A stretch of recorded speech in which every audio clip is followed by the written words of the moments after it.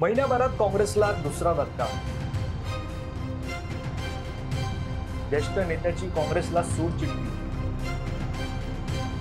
बाबा सिद्दीकींचा काँग्रेसच्या सदस्यत्व पदाचा राजीनामा.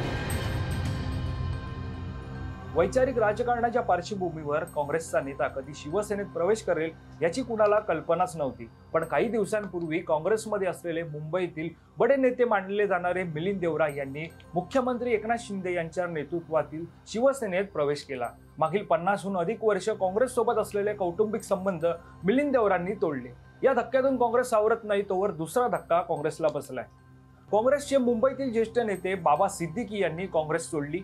गेल्या काही दिवसांपासून सुरू असलेल्या चर्चेनुसार अखेर बाबा सिद्दीकी यांनी काँग्रेसचा राजीनामा दिलाय. पण देवरांप्रमाणेच काँग्रेसशी निष्ठावंत असलेल्या बाबा सिद्दीकी यांनी पक्ष का सोडला हे आपण या व्हिडिओच्या माध्यमातून जाणून घेऊया. नमस्कार, मी वैभव पाटील, माय महानगरमध्ये आपलं स्वागत.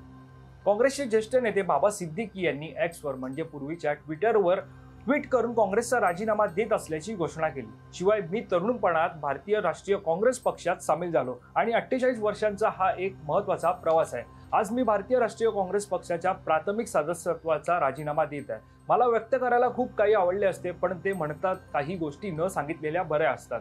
या प्रवासात सहभागी झालेल्या सर्वांचे मी आभार मानतो, अशी पोस्टही त्यांनी शेअर केली आहे. आता पाहूयात कोण आहेत बाबा सिद्दीकी आणि त्यांचा काँग्रेसमधील राजकीय प्रवास कसा होता. बाबा जियाउद्दीन सिद्दीकी हे मूळचे बिहारमधील आहेत, पण राजकीय कारकीर्द त्यांनी मुंबईत केली. मुंबई काँग्रेसमधील बाबा सिद्दीकी हे मोठे नेते आहेत. मुस्लिम चेहरा म्हणून ते राजकारणात प्रसिद्ध आहेत.